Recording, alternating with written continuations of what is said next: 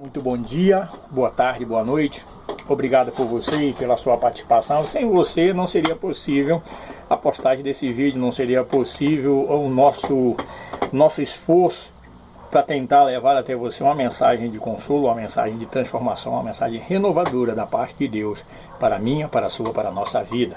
Desde já eu quero pedir a você que você nos ajude compartilhando também esse vídeo assim que você puder, tá certo? Já viu falar do salmão? O salmão é um peixe que vive praticamente na região da América do Norte. É um peixe muito saboroso, mas eu não quero falar aqui sobre culinária relativa ao salmão. Eu quero falar sobre algo que é conhecido nos meios até psicológicos, no meio da ciência psicológica, né? Se é que eu estou me expressando de maneira correta, mas eu creio que você está me entendendo. Há uma síndrome chamada síndrome do salmão. Por que se chama, dizem que algumas pessoas têm a síndrome do salmão? O salmão eu volto a dizer, é um peixe de água doce, e ele é um peixe excelente, né? Quem já teve o privilégio de pagar 30, 40 ou 50 reais num quilo de salmão sabe muito bem disso, que ele vale quanto pesa.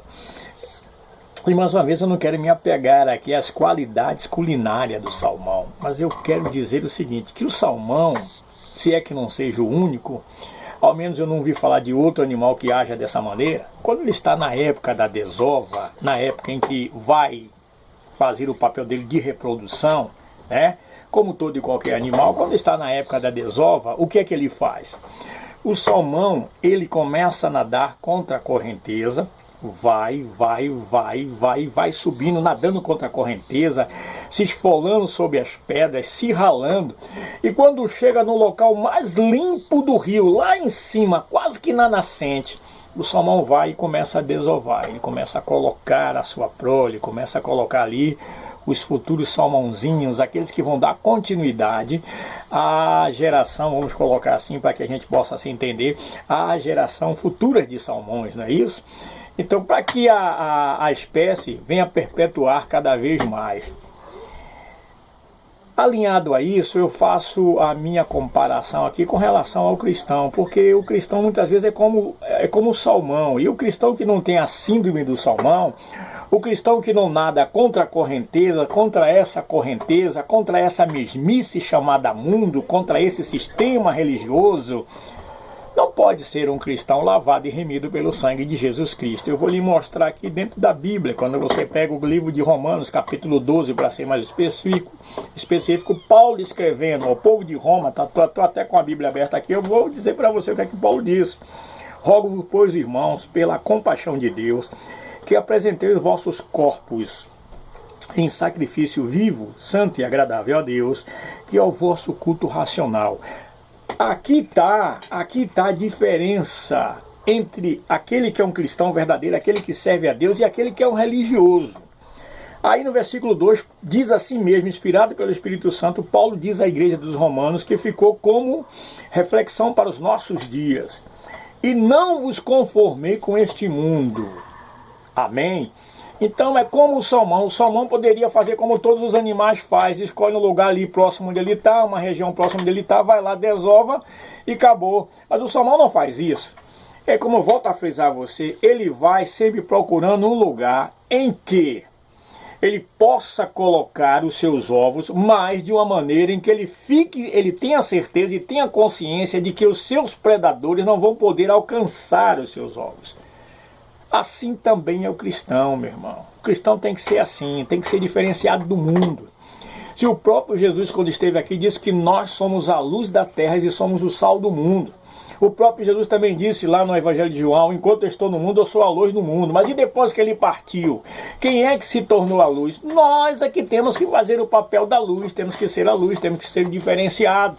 Temos que mostrar a esse mundo que há esperança, que não é preciso viver na mesmice dessa perdição que o mundo tem nos proporcionado.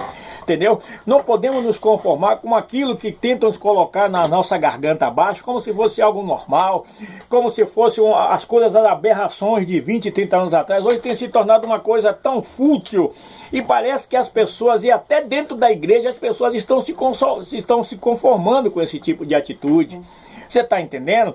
Hoje se mata uma pessoa como se troca de camisa e as pessoas acham que isso é banal. Estamos convivendo com a violência todo dia nos nossos meios de comunicações e estamos achando que isso é normal, que isso faz parte da evolução da humanidade.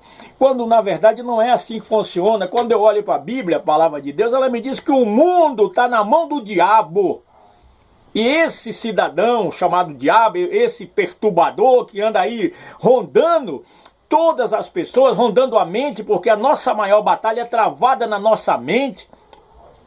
Por isso que o livro de Provérbios 23:7 diz que como você imagina na sua alma, assim você é.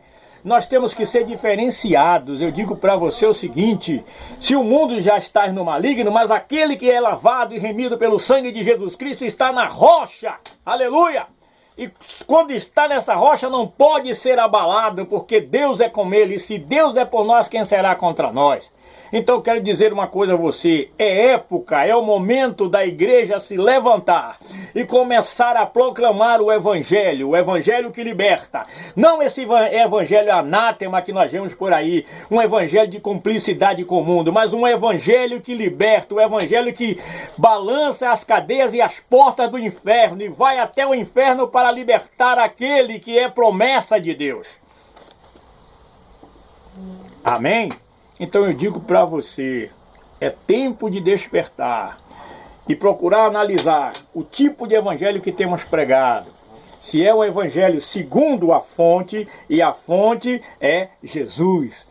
Ou se é o evangelho, como disse Paulo aos Gálatas, é um evangelho maldito, um evangelho em que as pessoas vêm para a igreja doente e voltam para casa doente, as pessoas vêm para a igreja vazia e voltam para casa vazia.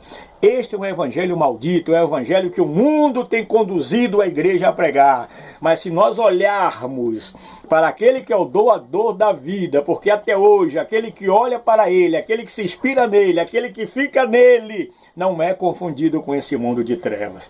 Então, desperta, porque Jesus está voltando. Então, vamos abrir os nossos olhos e vamos colocar em nós a síndrome do salmão, nadar contra essa mesmice, contra essa correnteza diabólica e anunciar que Jesus Cristo breve vai voltar. Muito obrigado pela sua atenção. Um bom dia, boa tarde, boa noite. E que Deus fique com você e te dê graça e paz mais e mais, em nome de Jesus. Amém.